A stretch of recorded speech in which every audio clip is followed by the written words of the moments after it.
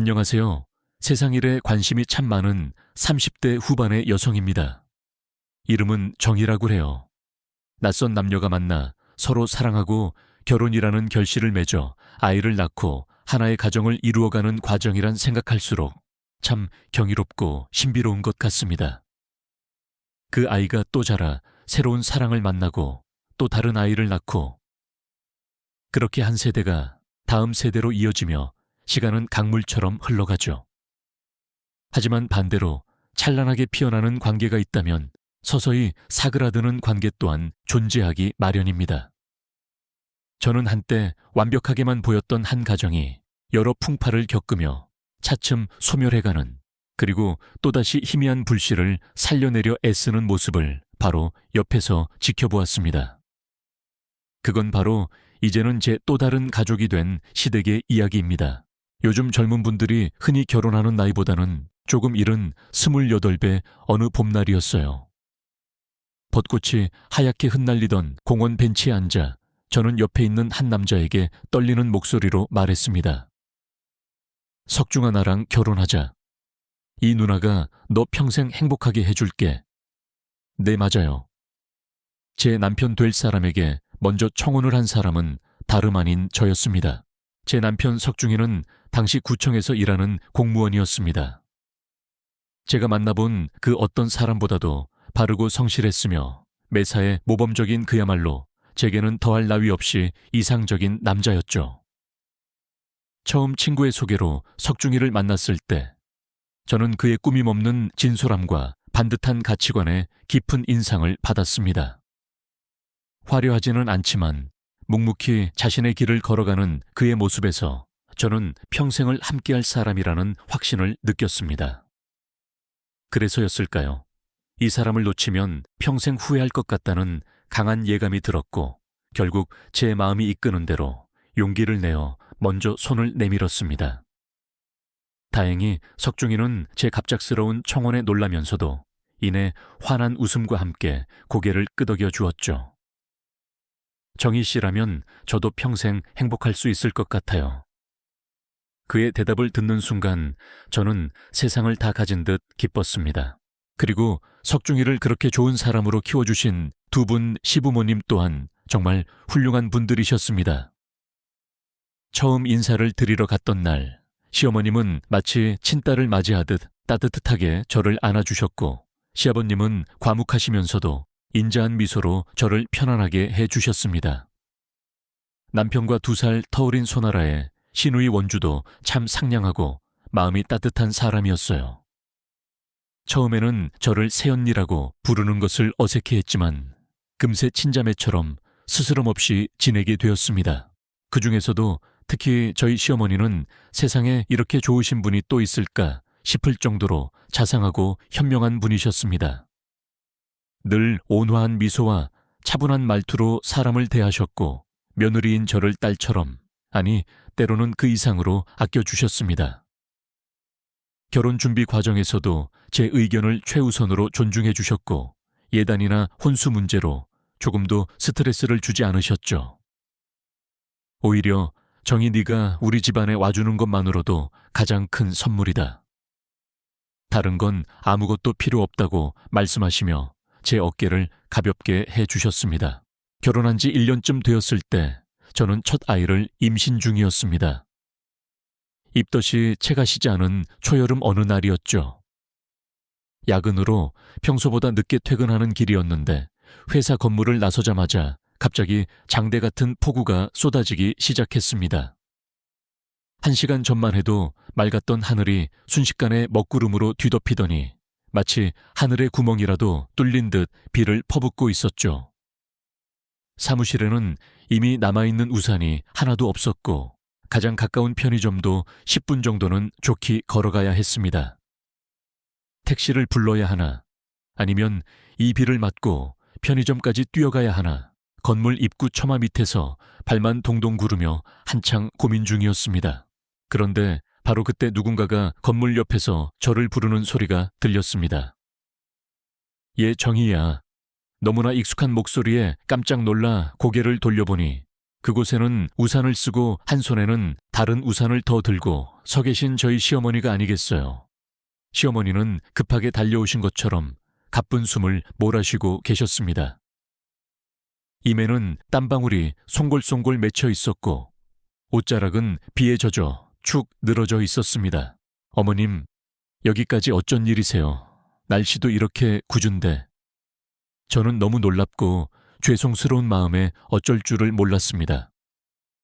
시어머니는 괜찮다는 듯 손을 저으시며 말씀하셨죠. 아이고, 숨차다 숨차. 정희, 너 우산 없지? 집에 있는데 갑자기 비가 막 쏟아지더라고. 그래서 너한테 연락해볼까 하다가 네가 바쁠까봐 석중이한테 전화했더니 걔도 오늘 퇴근이 늦어서 널 데리러 못 갈 것 같다고, 안 그래도 걱정 중이었다고 하더라고. 너 오늘 차도 안 가져왔다면서. 그래서 혹시 우리 애기 엄마 비 맞을까봐 걱정돼서 얼른 버스 타고 뛰어왔지. 정희, 너 얼마 전에 감기도 걸렸었다며. 혹시 내가 괜한 짓 한 건 아니지? 그 와중에도 시어머니는 행여 며느리인 제가 불편해하지는 않을까 걱정하며 조심스럽게 제 눈치를 살피셨습니다. 정작 저는 시어머니의 그 깊은 마음에 너무나 큰 감동을 받아 눈가가 뜨거워졌습니다. 코끝이 찡해오며 울컥 눈물이 쏟아질 것 같았죠. 아니에요, 어머님. 제가 너무 죄송해서 그렇죠. 어머님은 몸도 약하시면서 이렇게 비까지 맞으시고 저 때문에 고생스럽게 뭐 하러 그러셨어요. 시어머니는 환하게 웃으시며 제 손을 잡으셨습니다.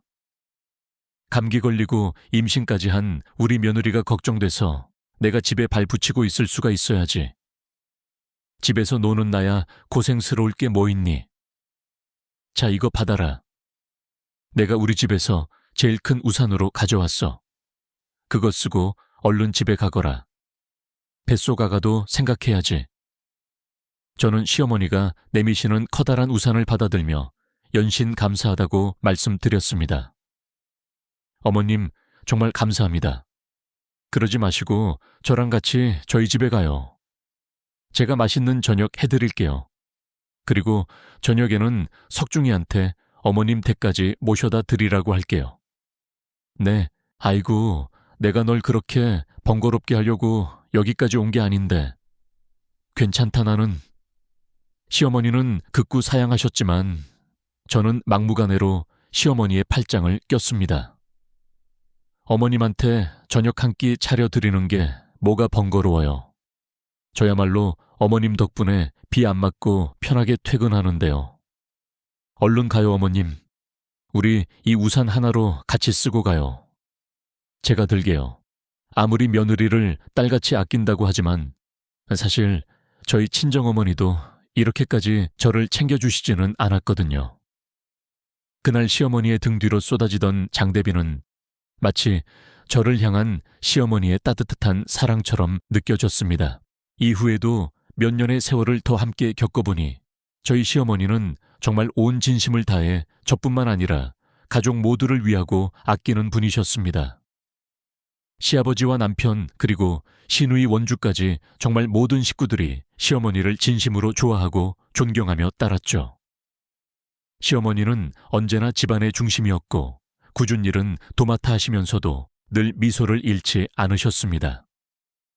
그런 시어머니 덕분에 저희 시댁은 늘 화목하고 웃음소리가 끊이지 않는 그야말로 이상적인 가정의 모습이었습니다.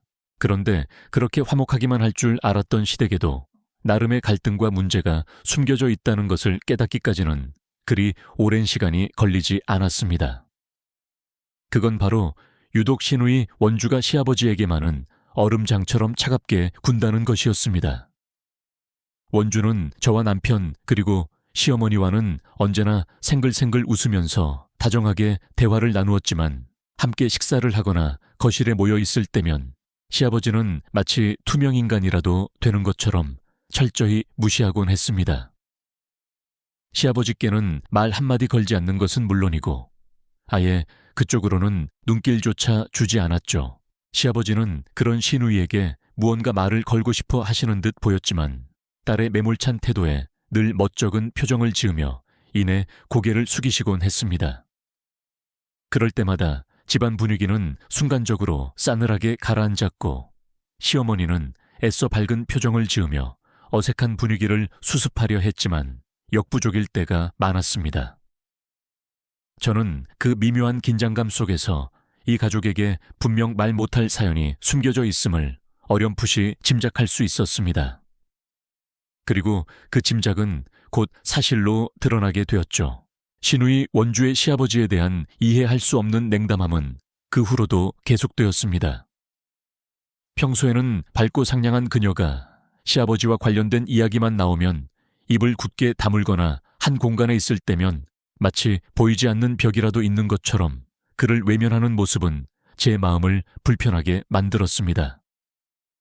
시어머니는 애써 그 상황을 덮으려 했고 남편 석중이 역시 별다른 내색을 하지 않았지만 저는 그들 모두가 이 보이지 않는 갈등으로 인해 힘들어하고 있다는 것을 느낄 수 있었습니다. 대체 과거에 무슨 일이 있었던 걸까? 왜 원주는 아버님께 저토록 쌀쌀맞게 구는 걸까? 궁금증은 날로 커져갔지만 선뜻 먼저 물어볼 용기는 나지 않았습니다. 자칫하면 아픈 상처를 건드릴 수도 있다는 생각 때문이었죠. 그러던 어느 주말 저녁 온 가족이 함께 식사를 마치고 거실에 모여 앉아 과일을 먹고 있을 때였습니다. 시아버지가 무심코 원주에게 말을 건넸습니다. 원주야, 너 요즘 새로 시작한 공부는 좀 어떠냐? 힘들지는 않고. 원주는 순간 표정이 굳어지더니 아버님의 질문에는 대답도 하지 않고 옆에 있던 저에게 말을 걸었습니다. 새언니, 이 사과 정말 맛있죠? 어머니가 어디서 사오셨는지 여쭤봐야겠어요. 명백한 무시였습니다. 시아버지는 멋쩍은 웃음을 지으며 더 이상 말을 잇지 못하셨고 시어머니는 황급히 다른 주제로 대화를 돌리셨습니다. 그날 밤 저는 잠자리에 들기 전 남편에게 조심스럽게 물었습니다. 석중 씨, 혹시 내가 괜한 걸 묻는 건지는 모르겠는데 원주 씨랑 아버님 사이에 무슨 일이 있었어요?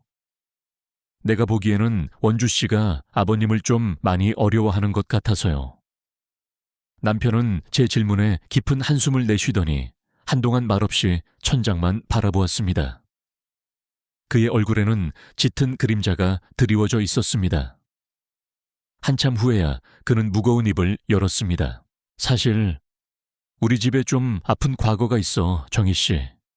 원주가 아버지를 그렇게 대하는 데에는 다 그럴 만한 이유가 있고 그의 목소리는 낮고 침착했지만 그 안에 담긴 슬픔의 무게는 고스란히 제게도 전달되는 듯 했습니다.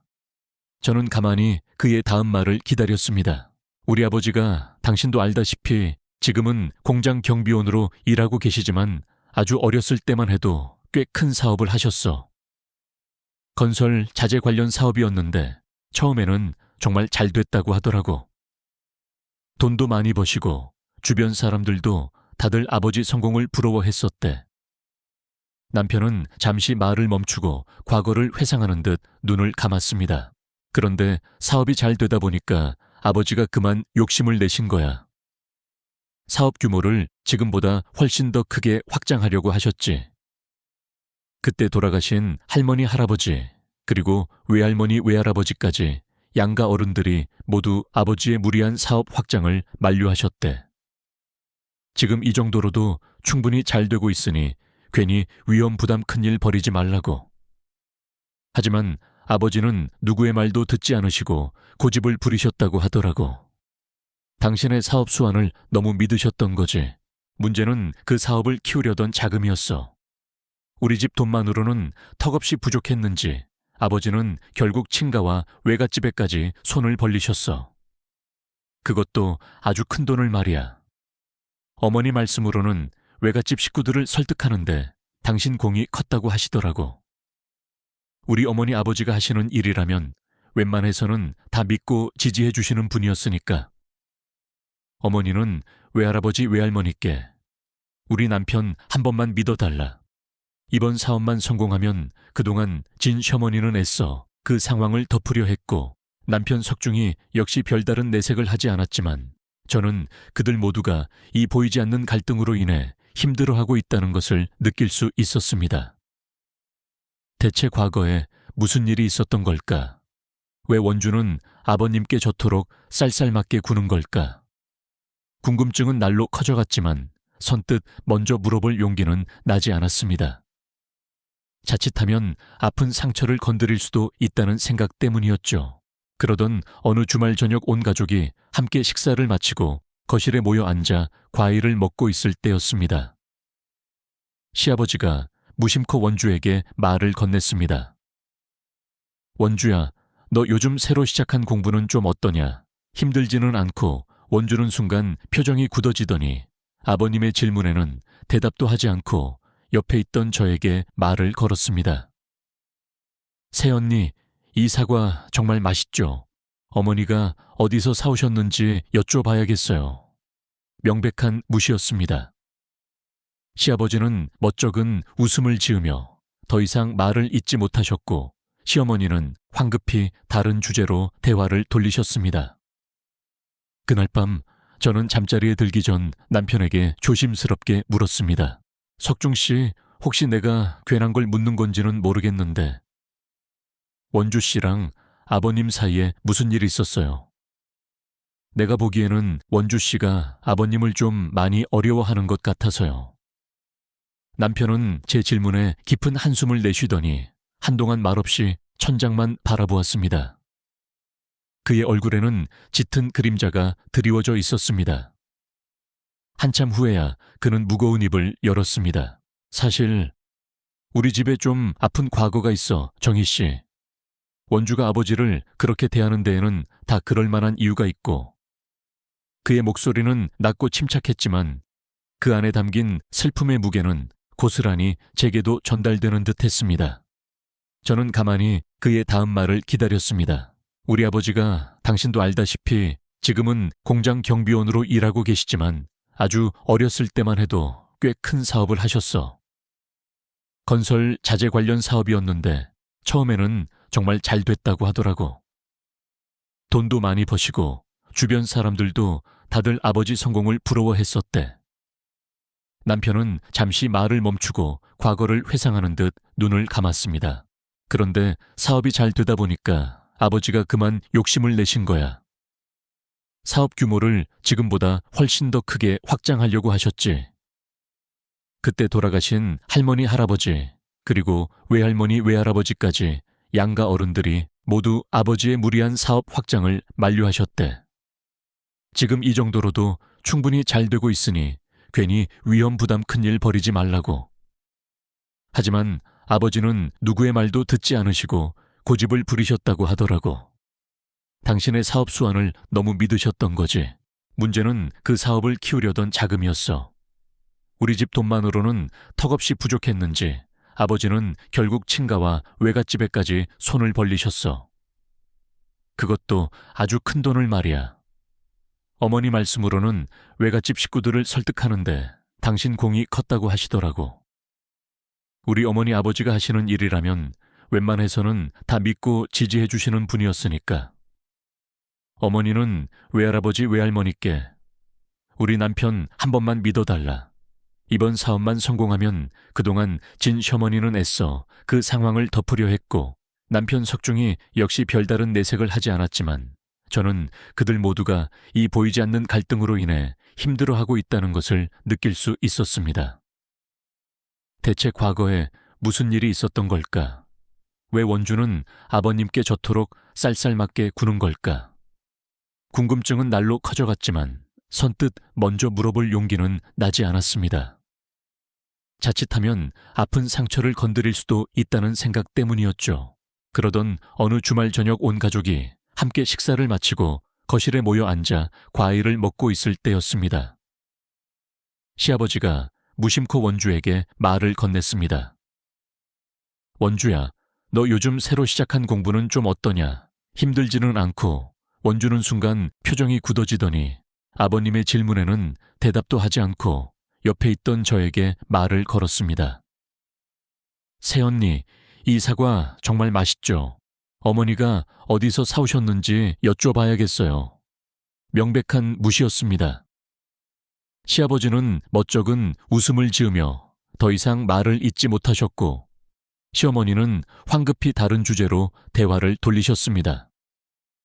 그날 밤 저는 잠자리에 들기 전 남편에게 조심스럽게 물었습니다. 석중 씨, 혹시 내가 괜한 걸 묻는 건지는 모르겠는데 원주 씨랑 아버님 사이에 무슨 일이 있었어요? 내가 보기에는 원주 씨가 아버님을 좀 많이 어려워하는 것 같아서요. 남편은 제 질문에 깊은 한숨을 내쉬더니 한동안 말없이 천장만 바라보았습니다. 그의 얼굴에는 짙은 그림자가 드리워져 있었습니다. 한참 후에야 그는 무거운 입을 열었습니다. 사실 우리 집에 좀 아픈 과거가 있어, 정희 씨. 원주가 아버지를 그렇게 대하는 데에는 다 그럴 만한 이유가 있고, 그의 목소리는 낮고 침착했지만 그 안에 담긴 슬픔의 무게는 고스란히 제게도 전달되는 듯 했습니다. 저는 가만히 그의 다음 말을 기다렸습니다. 우리 아버지가 당신도 알다시피 지금은 공장 경비원으로 일하고 계시지만 아주 어렸을 때만 해도 꽤 큰 사업을 하셨어. 건설 자재 관련 사업이었는데 처음에는 정말 잘 됐다고 하더라고. 돈도 많이 버시고 주변 사람들도 다들 아버지 성공을 부러워했었대. 남편은 잠시 말을 멈추고 과거를 회상하는 듯 눈을 감았습니다. 그런데 사업이 잘 되다 보니까 아버지가 그만 욕심을 내신 거야. 사업 규모를 지금보다 훨씬 더 크게 확장하려고 하셨지. 그때 돌아가신 할머니, 할아버지, 그리고 외할머니, 외할아버지까지 양가 어른들이 모두 아버지의 무리한 사업 확장을 만류하셨대. 지금 이 정도로도 충분히 잘 되고 있으니 괜히 위험 부담 큰 일 벌이지 말라고. 하지만 아버지는 누구의 말도 듣지 않으시고 고집을 부리셨다고 하더라고. 당신의 사업 수완을 너무 믿으셨던 거지. 문제는 그 사업을 키우려던 자금이었어. 우리 집 돈만으로는 턱없이 부족했는지 아버지는 결국 친가와 외갓집에까지 손을 벌리셨어. 그것도 아주 큰 돈을 말이야. 어머니 말씀으로는 외갓집 식구들을 설득하는데 당신 공이 컸다고 하시더라고. 우리 어머니 아버지가 하시는 일이라면 웬만해서는 다 믿고 지지해 주시는 분이었으니까. 어머니는 외할아버지, 외할머니께 우리 남편 한 번만 믿어달라. 이번 사업만 성공하면 그동안 진 신세를 몇 배로 갚겠다고 간곡히 부탁하셨다고 해. 그래서 설마 그 사업이 잘못되기라도 한 거야? 저는 조심스럽게 물었습니다. 남편은 씁쓸한 표정으로 고개를 끄덕였습니다. 응, 그렇지. 그러니까 아버지가 지금은 사업 다 접고 경기도 공장에서 경비원 일 하고 계시는 거야. 그때 우리 집이 얼마나 쑥대밭이 됐었는지 몰라. 사업은 하루아침에 폭삭 망해버렸고 아버지는 씻을 수 없는 빚더미에 올라앉게 됐지. 빌린 돈은커녕 당장 먹고 살 길도 막막한 지경이었어. 외갓집에서는 우리 아버지한테뿐만이 아니라 어머니한테까지 온갖 욕설과 비난을 퍼부었어. 그러게 내가 그 사업 위험하다고 하지 않았냐. 끝까지 안 빌려준다던 걸 그렇게 자신만만하게 설득해서 돈을 가져가더니 우리 집안을 아주 거덜내놨구나. 너희는 자식도 아니다. 양가 조부모님들이 노발대발하셨던 거 지금 생각하면 충분히 이해가 가. 한순간에 아버지 때문에 양가가 모조리 쫄딱 망했으니까. 우리 집도 물론이고. 남편은 어깨를 으쓱하며 힘없이 웃었습니다. 그 웃음이 너무나 서글퍼 보여 저는 가만히 그의 어깨를 쓰다듬어 주었습니다. 그 후로 우리 부모님 정말 죽으림을 다해 사셨어. 우리 집이랑 양계 진 빚을 갚기 위해서 말 그대로 몸이 부서져라 일하셨지. 평생 주부로만 사셨던 우리 어머니는 그날부터 바로 파출부일을 시작하셨고 파출부일이 끝나면 저녁에는 또 식당 주방에 나가서 허드레시를 하셨어. 아침부터 밤늦게까지 하루에 잠시도 쉬지 못하고 일만 하신 거야. 우리 아버지도 그때부터 아파트 경비실을 전전하시면서 쉬는 날에는 공사판에 나가서 막노동을 하셨고 그것도 모자라 새벽에는 대리운전까지 뛰셨어. 그렇게 십몇 년을 꼬박 일만 하셨지. 양계진 빚과 우리 집에 남아있던 빚을 모두 다 갚고 나서야 어머니는 일을 그만두셨고 아버지도 당시 막 이직했던 지금의 공장 경비직 일 하나만 하실 수 있게 되었어. 지금 일하시는 그 공장 말이야. 뭐 그렇게 오래된 일도 아니야. 마지막 빚을 다 갚았던 게 내 나이 23살 때였으니까 저는 남편의 이야기에 할 말을 잃었습니다. 그저 평범하고 화목해 보이기만 했던 시댁에 그런 엄청난 과거가 숨겨져 있었다니. 특히 한없이 자상하고 온화해 보이시는 시어머니께서 그런 모진 세월을 견뎌내셨다는 사실이 믿기지 않았습니다. 그런데 석중 씨 그 힘든 과거랑 원주 씨가 아버님을 그렇게 싫어하는 거랑 무슨 관계가 있는 거야? 남편은 다시 한번 깊은 한숨을 내쉬었습니다. 그때 우리 엄마가 너무 고생을 많이 하셔서 그런지 지금 엄마 몸이 안 아픈 데가 없으시거든. 당신도 봐서 알잖아. 우리 엄마 허리 디스크에 각종 관절염 이름 모를 잔병치레까지. 온몸이 종합병원이나 다름없어. 원주는 엄마가 그렇게 된 게 다 아버지 탓이라고 생각해. 아버지가 버려놓은 그 엄청난 사고 때문에 괜히 엄마까지 양가 부모님들한테 온갖 심한 말 들어가며 마음고생하고 거의 10몇 년 넘게 몸이 부서져라 이래야 하셨으니까. 정작 우리 엄마는 단 한 번도 아버지 탓을 한 적도 없고 원주에게도 아버지한테 그러지 말라고 늘 말씀하시는데 원주는 오히려 그게 더 싫었나 봐. 그렇게 착하고 여린 엄마를 평생 고생시킨 아버지가 도저히 용서가 안 된다면서 말이야. 당신도 알다시피 원주가 엄마를 워낙 끔찍이 좋아하잖아. 나 역시 부모님의 그 힘겨웠던 시간을 옆에서 지켜봐 왔던 자식으로서 아버지의 잘못이 크다는 거 잘 알고 있어. 하지만 동시에 아버지를 이해하기도 해. 물론 사람이 항상 신중하고 옳은 길만 선택할 수 있다면 그게 가장 좋겠지만 결국은 누구든 크고 작은 실수를 하면서 살아갈 수밖에 없는 거잖아. 아버지는 당신이 저지른 그 엄청난 실수를 어떻게든 수습하고 가족들에게 속죄하기 위해서 정말 최선을 다해 사셨어. 지난 세월 동안 원주에게 단 한 번도 화를 내신 적도 없고 오히려 전부 당신 잘못 때문에 자식이 아버지를 미워하게 만들었다며 밤마다 자책하고 괴로워하셔. 그 착한 애가 오죽하면 부모를 미워하게 됐겠냐며 얼마나 자기 마음에 생채기를 냈겠냐며 늘 그렇게 말씀하시지. 남편은 착잡한 표정으로 말을 맺었습니다. 난 아버지도 원주도 모두 이해가 가. 그래서 더 안타깝고 가슴이 아파. 어떻게든 두 사람을 화해시켜주고 싶은데 어머니도 나도 그게 참 쉽지가 않네. 저는 그날 밤 남편에게서 들은 시댁의 깊은 상처와 비밀 때문에 한참 동안 잠을 이룰 수 없었습니다. 그저 행복해 보이기만 했던 가족사진 뒤편에는 그렇게 시리고 아픈 눈물들이 숨겨져 있었던 것입니다. 원주의 날카로운 눈빛과 시아버지의 쓸쓸한 뒷모습이 자꾸만 눈앞에 어른거렸습니다. 과연 이 가족의 깊은 골은 언젠가 메워질 수 있을까요? 저는 그저 이 잔인한 운명의 수레바퀴가 더 이상 이들을 핥히지 않기를, 그리고 언젠가는 이들에게도 따뜻한 봄날이 찾아오기를 간절히 바랄 뿐이었습니다. 어쩌면 그것이 이 집안의 며느리가 된 제가 앞으로 해야 할 가장 중요한 역할일지도 모른다는 생각을 어렴풋이하며 무거운 밤을 지새웠습니다. 남편에게서 시댁의 아픈 과거에 대해 전해 들은 후 저는 시아버님과 시누이 원주를 대하는 마음이 한층 더 복잡하고 무거워졌습니다.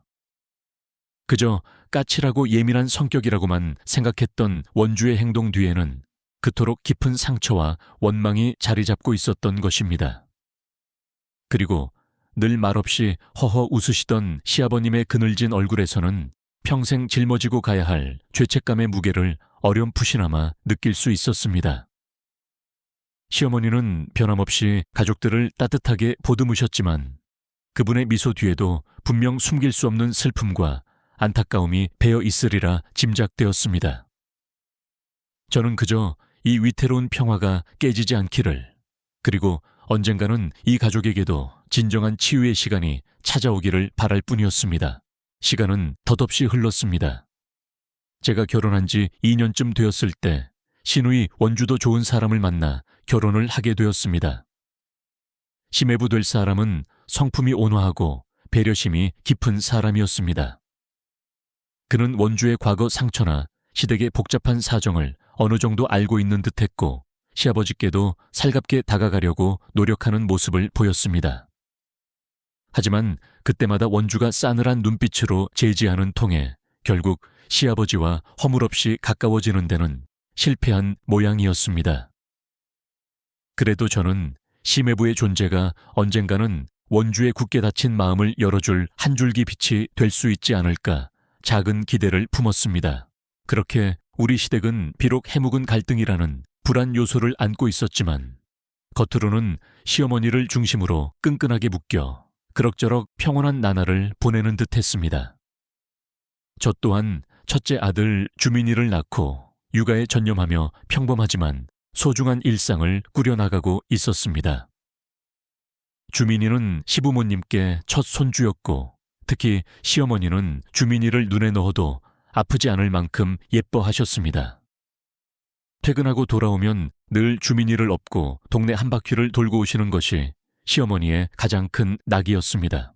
하지만 시댁에 드리워진 불안한 평화는 그리 오래가지 못했습니다.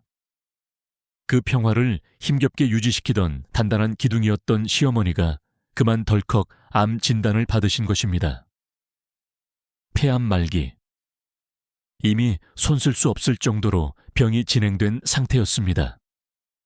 의사는 길어야 1년을 넘기기 어려울 것이라고 했습니다. 그 소식을 처음 들었을 때 저는 하늘이 무너지는 것 같은 절망감에 휩싸였습니다. 남편 석중이는 물론이고 시아버지와 원주 역시 엄청난 충격에 빠졌습니다. 특히 원주는 어머니의 병세가 아버지 때문에 고생했던 과거와 무관하지 않다고 생각하는 듯 더욱더 아버지를 향한 원망을 노골적으로 드러내기 시작했습니다. 시어머니는 강인한 분이셨습니다. 당신의 병보다는 남겨질 가족들을 더 걱정하셨고 마지막까지 흐트러짐 없는 모습을 보이려 애쓰셨습니다. 하지만 하루가 다르게 쇠약해져가는 시어머니의 모습을 지켜보는 것은 가족 모두에게 고통스러운 시간이었습니다. 저는 마치 친정어머니를 다시 한번 잃는 듯한 슬픔에 잠겨 매일같이 병실을 오가며 시어머니의 마지막 길을 지켰습니다. 제가 결혼한 지 고작 5년 주민이가 3살이 되던 해였습니다. 그리고 결국 그토록 사랑하고 존경했던 저희 시어머니는 암과의 치열하고도 외로운 싸움 끝에 힘겹게 눈을 감으셨습니다. 시어머니의 임종을 지켜보던 순간 저는 이 세상 모든 슬픔이 한꺼번에 밀려오는 듯한 처절한 절망감을 느꼈습니다. 남편 석중이는 어린아이처럼 목 놓아 울었고 시아버지는 말없이 창밖만 바라보며 뜨거운 눈물을 삼키셨습니다. 시누이 원주는 어머니의 차갑게 식은 손을 붙잡고 거의 실신지경에 이르렀습니다. 시댁에 불어닥친 이 크나큰 불행은 시댁 식구들 모두를 깊은 슬픔과 비통함으로 몰아넣었습니다. 장례식장은 시어머니의 따뜻했던 생전 모습을 기억하는 조문객들의 발길로 가득 찼지만 그 어떤 위로의 말도 남겨진 가족들의 슬픔을 달래주지는 못했습니다. 그리고 결국 시어머니의 장례식 마지막 날 입관식이 끝나고 다시 빈소로 향하던 그 길에서 슬픔에 잠기다 못해 분노에 이른 시누이 원주 때문에 한바탕 끔찍한 소란이 벌어지고 말았습니다. 당시 3살배기 아들 주민이는 잠시 친정어머니께 맡겨두고 저와 시댁 식구들은 모두 시어머니의 마지막 가시는 길을 배웅하고 돌아오던 참이었습니다. 어머님의 마지막 모습을 보고 나오는 길이라 그런지 원주는 평소보다 훨씬 더 격앙되어 있는 것 같았습니다. 그녀는 갑자기 걸음을 멈추고 돌아서더니 눈물을 철철 흘리며 시아버지에게 악에 바친 목소리로 소리치기 시작했습니다. 엄마가 저렇게 돌아가신 건 다 아버지 때문이에요. 아버지 때문에 평생 고생만 하시다가 결국 저렇게 못 쓸 병에 걸려서 돌아가신 거라고요. 아버지가 그때 그렇게 엄청난 사고만 치지 않았어도 우리 엄마 평생 꽃처럼 곱고 예쁘게 하고 싶은 거 다 하면서 살다 가셨을 거예요. 어떻게 책임지실 거예요? 네, 우리 엄마 다시 살려내요. 당장 살려내시라고요. 원주의 절규는 장례식장의 무거운 침묵을 갈랐고 주변 사람들의 시선이 일제히 우리에게로 쏠렸습니다. 저는 너무나 당황스럽고 안타까운 마음에 원주의 팔을 잡으며 말렸습니다. 아가씨, 제발 진정해요. 이게 어떻게 아버님 잘못이에요. 아버님도 지금 얼마나 힘드실 텐데 여기서 이러면 안 돼요. 우선 진정하고 안으로 들어가요, 우리. 네, 하지만 제 만류는 오히려 불에 기름을 붓는 격이었습니다. 원주는 제 손을 뿌리치며 더욱더 날카로운 목소리로 외쳤습니다. 이제 새언니까지 아버지 편드는 거예요. 우리 오빠 따라서요. 새언니, 저 사람은 그런 동정받을 가치조차 없는 사람이에요. 자기 아내 평생 고생만 시키다가 결국 암에 걸려 이렇게 허망하게 세상을 떠나게 만든 파렴치하고 나쁜 인간이라고요. 그녀는 거의 악을 쓰며 울부짖었고 그 모습은 처절하다 못해 광기마저 느껴질 정도였습니다. 시아버지는 그런 딸의 앞에서 고개를 푹 숙인 채 아무 말도 못하고 흐느끼기만 하셨죠. 그분의 어깨는 너무나도 작고 초라해 보였습니다. 바로 그때였습니다.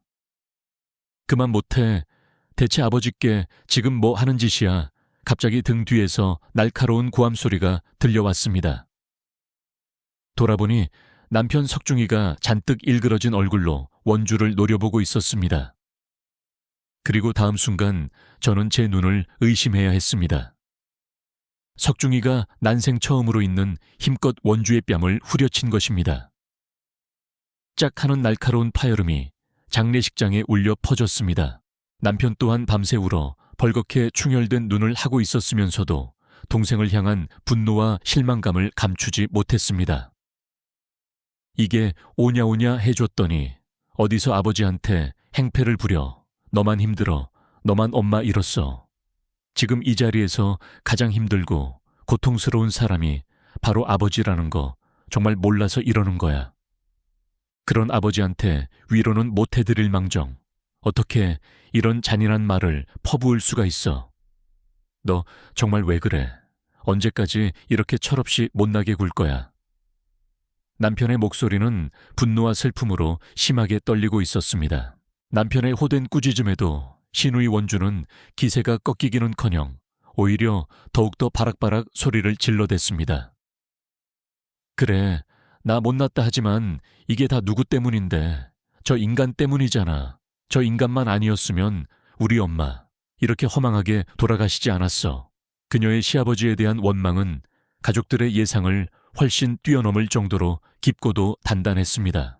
그리고 그 깊었던 원망은 시어머니의 죽음이라는 방가쇠가 당겨지면서 결국 걷잡을 수 없이 터져버리고 말았던 것입니다.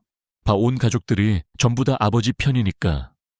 그러니까 우리 엄마가 평생 그렇게 외롭고 힘들게 사시다가 돌아가셨지. 우리 엄마만 불쌍해. 우리 엄마만 세상에서 제일 불쌍하다고 정작 죄를 지은 건 자기면서 매번 저렇게 불쌍한 척 연기하는 아버지도, 그런 아버지 편만 드는 오빠도 이제는 새언니까지도 다 싫어. 전부 다 지긋지긋해.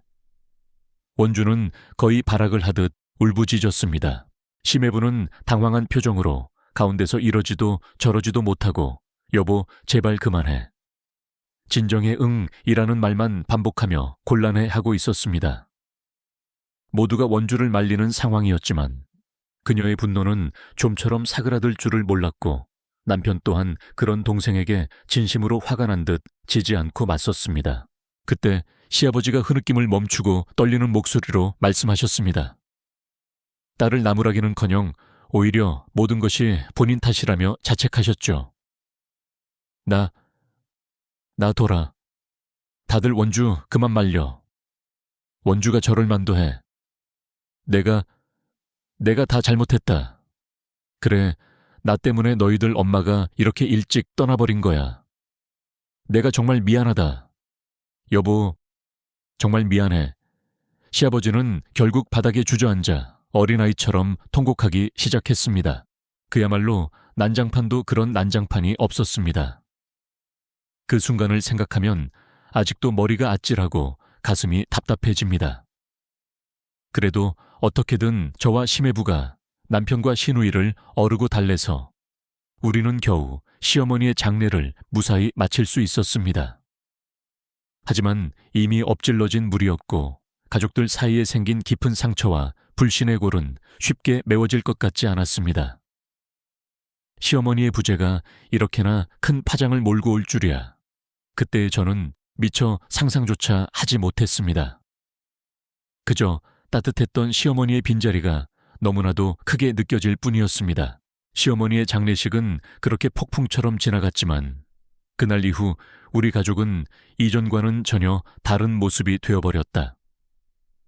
집안의 기둥이자 따뜻한 햇살 같았던 시어머니의 빈자리는 생각보다 훨씬 컸고 그 빈자리를 채우지 못한 가족들은 각자의 슬픔과 상처 속에서 방황하는 듯했다. 특히 시누이 원주는 그날의 충격적인 폭발 이후 마치 딴 사람이 된 것처럼 입을 굳게 다물고 가족들과의 모든 대화를 거부했다. 남편 석중이도 그런 동생의 모습에 가슴 아파했지만 차마 먼저 다가가 말을 건네지 못했다. 시아버지 역시 딸과의 깊어진 골 앞에서 그저 무거운 한숨만 내쉴 뿐이었다. 집안에는 웃음소리 대신 어색한 침묵과 보이지 않는 긴장감만이 감돌았다. 그러던 어느 날 시어머니가 돌아가시고 석 달이 채 지나지 않았을 때였다. 원주는 식구들이 모두 모인 저녁 식사 자리에서 폭탄 같은 선언을 했다. 저 심해부랑 캐나다로 이민 가기로 결정했어요. 갑작스러운 발표에 모두가 놀라 아무 말도 하지 못했다. 원주는 이미 캐나다 현지에 일자리까지 다 알아봐 둔 상태였고 심해부의 직업 또한 시간과 공간에 크게 제약받지 않는 특성상 이민은 비교적 수월하게 진행될 수 있는 상황이었다. 시아버지가 떨리는 목소리로 물었다. 원주야, 그게 무슨 말이냐? 갑자기 이민이라니. 원주는 여전히 시아버지의 눈을 제대로 쳐다보지 못한 채 싸늘하게 대답했다. 엄마 없는 이곳에 더 이상 아무 미련 없어요. 아버지도 오빠도 더는 보고 싶지 않고요. 그 말은 비수처럼 날아와 가족들 가슴에 깊이 박혔다. 남편 석중이는 착잡한 표정으로 동생을 바라보았지만 차마 떠나지 말라는 말은 하지 못했다. 어쩌면 이것이 서로에게 최선일지도 모른다고 생각했을지도 모른다. 떠나기 전날 밤 원주는 내 방으로 찾아와 작은 편지 한 통을 건넸다. 그 안에는 짧지만 진심이 담긴 사과의 말이 적혀 있었다. 새언니 엄마 장례식 때 새언니한테까지 못되게 말했던 거 정말 죄송해요. 새언니는 아무 잘못도 없는데. 부디 저 용서하지 마세요. 그리고 건강하게 잘 지내요. 나는 원주의 손을 잡고 아무 말 없이 고개만 끄덕였다. 그녀의 눈가에는 희미한 물기가 어려 있었지만 아버지에 대한 원망은 여전히 풀리지 않은 듯했다. 다음 날 원주와 심해부 그리고 어린 조카딸은 그렇게 홀연히 캐나다로 떠나버렸다. 공항에서 딸 내외를 배웅하던 시아버지는 차마 발길이 떨어지지 않는 듯 비행기가 사라진 하늘만 한참 동안 바라보며 망연자실한 표정을 지으셨다. 갑자기 아내와 딸을 동시에 잃은 시아버지의 상실감은 이루 말할 수 없을 정도로 커 보였다. 한동안 식사도 제대로 하지 못하시고 밤에는 잠도 이루지 못한 채 멍하니 허공만 바라보시는 날들이 이어졌다. 남편과 나는 그런 아버님을 도저히 혼자 둘 수가 없어서 의논 끝에 한동안 시댁에 들어가 함께 지내기로 결정했다. 이제 시아버지께 남은 유일한 가족은 우리밖에 없다는 생각에 어떻게든 아버님의 기운을 되찾아 드리고 싶었다.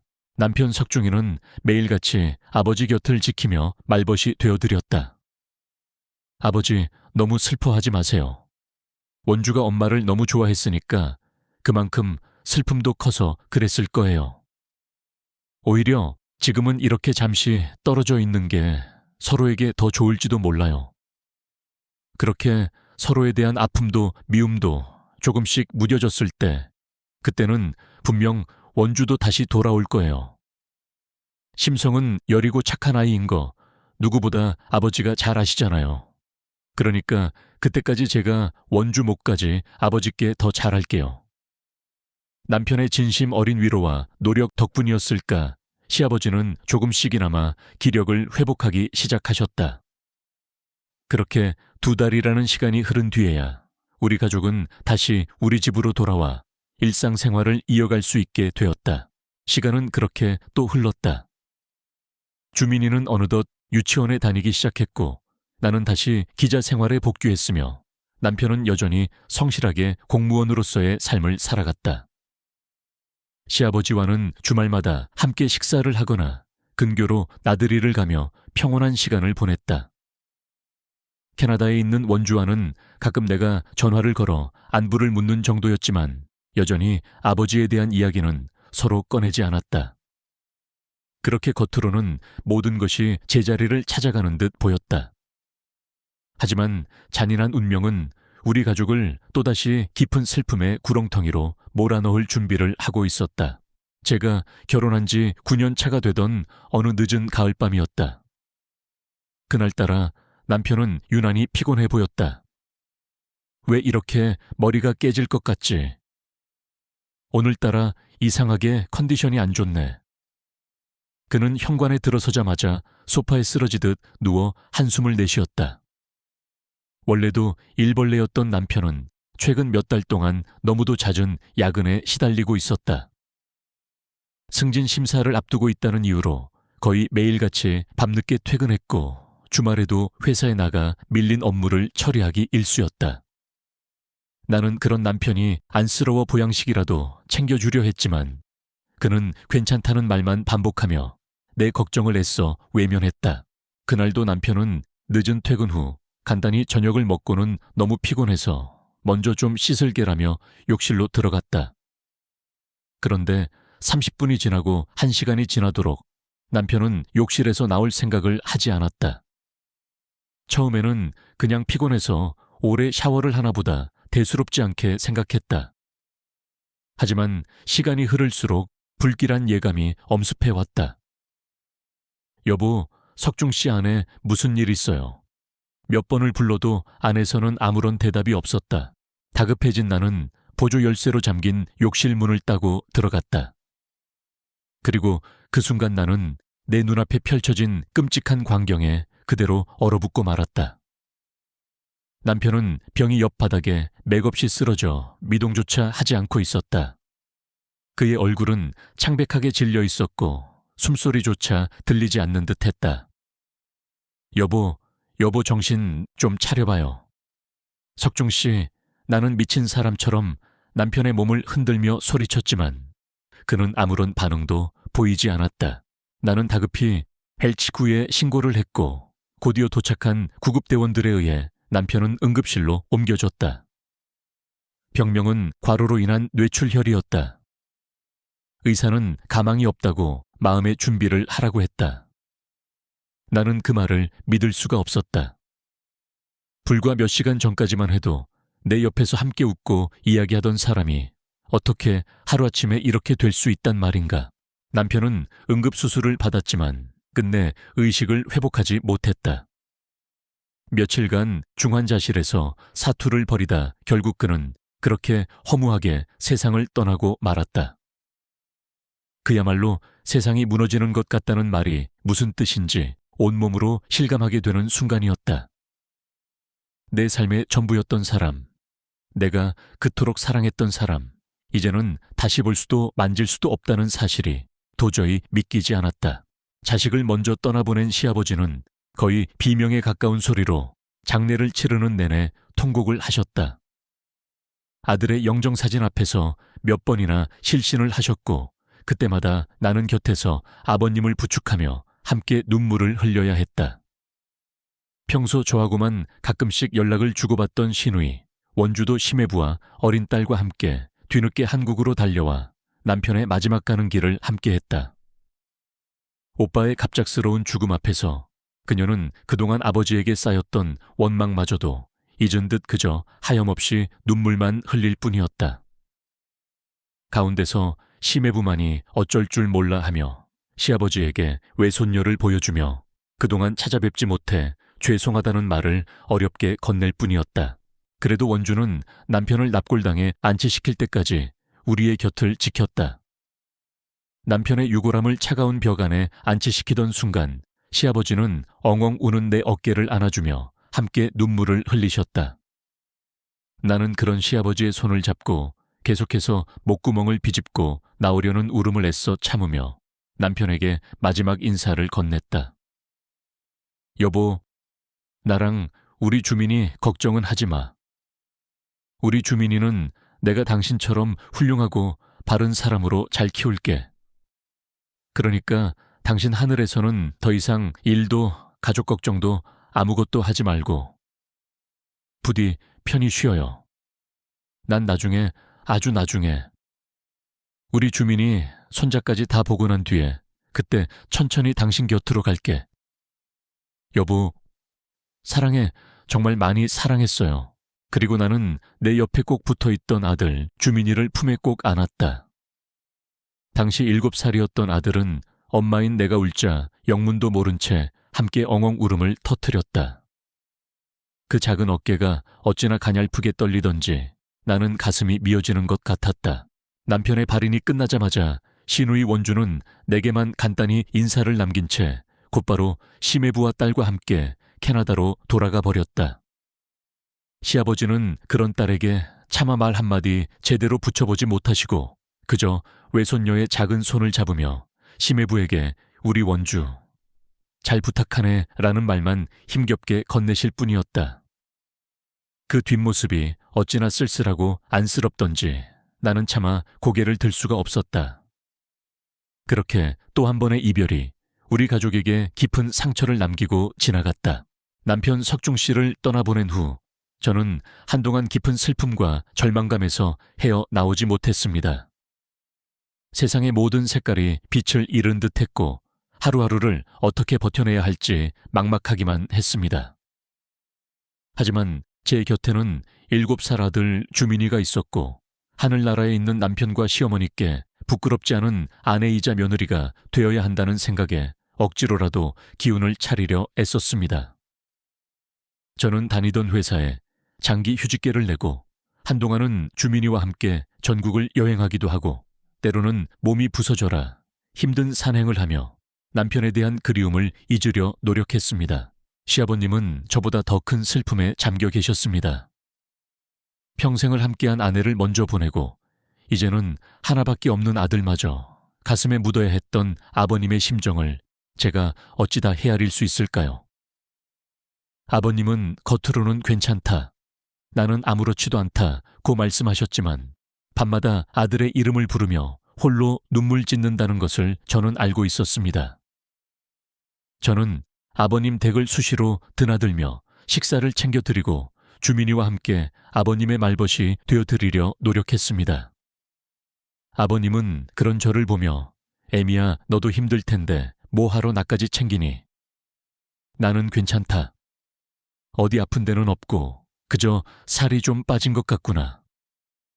밥은 잘 챙겨 먹고 다니는 거니 라며 오히려 제 걱정을 하셨습니다.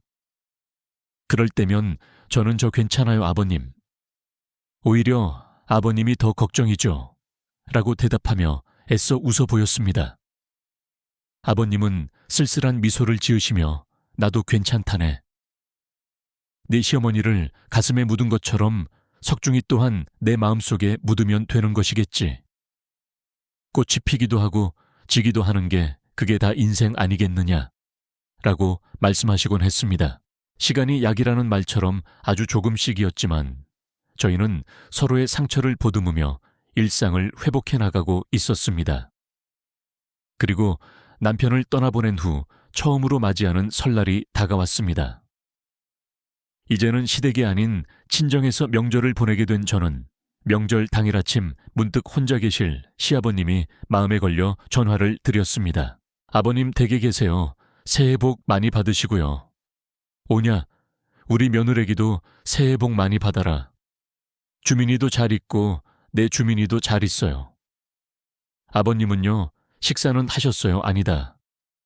괜히 이런 날 집에 혼자 있어봐야 옛날 생각만 나고 서글프기만 하지. 그래서 지금 화성 공장에 일하러 나왔다. 지금 한창 공장이 바쁠 때라 직원들 몇하고 대표님까지 다 나와서 일을 하고 있어.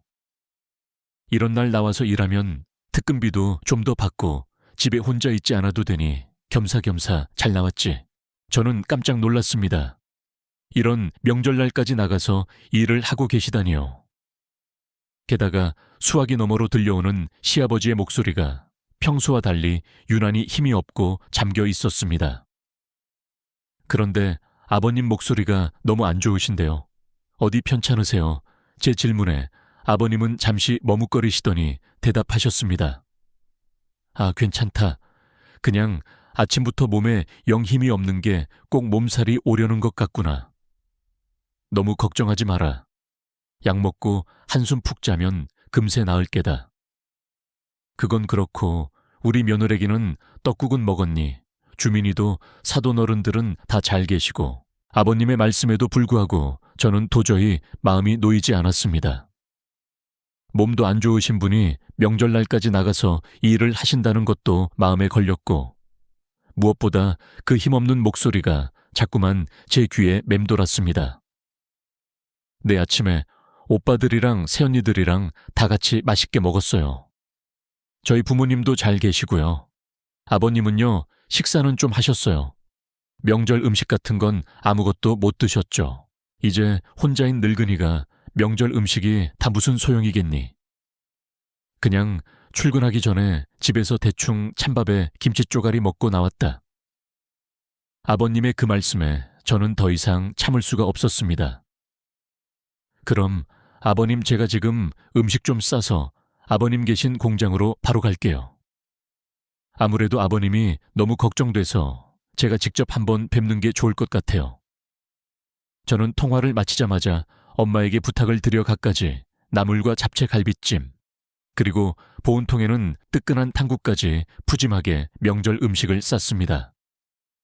엄마는 가서 네 시아버지 잘 보살펴 드리고 괜찮으시면 집에도 좀 모셔다 드리고 와라. 말씀은 안 하셔도 많이 쓸쓸하고 외로우실 게다. 라며 제 등을 토닥여 주셨습니다. 저는 그것들을 바리바리 챙겨 들고 아들 주민이와 함께 시아버지가 일하시는 화성 공장으로 향했습니다. 주민이는 오랜만에 할아버지를 뵌다는 생각에 한껏 신이 나 있었죠. 엄마, 할아버지, 오랜만에 뵈러 가니까 너무 좋다. 거기 가서 할아버지 보자마자 내가 꽉 안아드려야지. 그럼 할아버지가 엄청 좋아하시겠지. 아이의 그 천진난만한 모습에 저는 잠시 시름을 잊고 옅은 미소를 지었습니다. 하지만 공장 정문 앞에 도착해 주차를 하던 저는 눈앞에 펼쳐진 믿을 수 없는 광경에 차마 말을 잇지 못하고 그대로 얼어붙고 말았습니다. 주차장에서 조금 떨어진 공장 입구 옆에는 시아버지께서 근무하시는 작은 경비실이 보였는데 바로 그 앞에서 시끄러운 소란이 벌어지고 있었던 것입니다. 이박임 씨, 일 똑바로 안 해. 진짜. 소란의 주인공은 다름 아닌 작업복을 입은 등치 큰 남자 직원과 저희 시아버지였습니다. 그런데 더욱더 기가 막힌 것은 저희 시아버지는 마치 큰 죄라도 지은 사람처럼 두 손을 공손히 모으고 그 남자 앞에서 연신 고개를 숙이며 사과를 하고 계시더라는 겁니다. 저는 창문을 살짝 열고 그들의 대화 소리에 귀를 기울였습니다. 그리고 그 내용을 듣는 순간 이루 말할 수 없는 분노가 머리끝까지 치밀어 올랐습니다. 동시에 제 안의 기자 정신이 발동하여 저는 재빨리 휴대폰을 꺼내 그 끔찍한 장면을 전부 동영상으로 촬영하기 시작했습니다. 김씨, 내가 인사 똑바로 하라고 몇 번을 말했어. 어딜 직원이 지나가는데 책상에 대놓고 엎드려서 잠을 쳐자고 있어. 어디서 신성한 일터에서 농땡이 치고 있냐고. 이거 나이도 먹을 만큼 먹은 양반이 아주 돈을 공짜로 벌려고 작정을 했네, 김씨. 이렇게 대충 일할 거면 그냥 당장 때려치워. 내가 오늘 대표님한테 얘기해서 당신 확 잘라버릴 테니까. 그 남자는 시아버지보다 훨씬 젊어 보였지만 마치 아랫사람을 다루듯 반말을 섞어가며 고함을 치고 있었습니다. 시아버지는 잔뜩 주눅이 든 목소리로 변명했습니다. 죄송합니다, 김 과장님. 제가 오늘 아침부터 몸이 영 좋지 않아서 약을 좀 먹었더니 너무 졸려서 저도 모르게 그만 깜빡 졸아버렸나 봅니다. 정말 죄송합니다. 다시는 이런 일 없도록 하겠습니다. 하지만 김 과장이라는 그 작자는 시아버지의 사과에도 아랑곳하지 않고 더욱더 악랄한 말들을 쏟아냈습니다. 김씨, 내가 저번에도 분명히 얘기했지. 경비면 경비답게 직원들 출입할 때마다 허리 굽혀서 인사 꼬박꼬박 똑바로 하라고.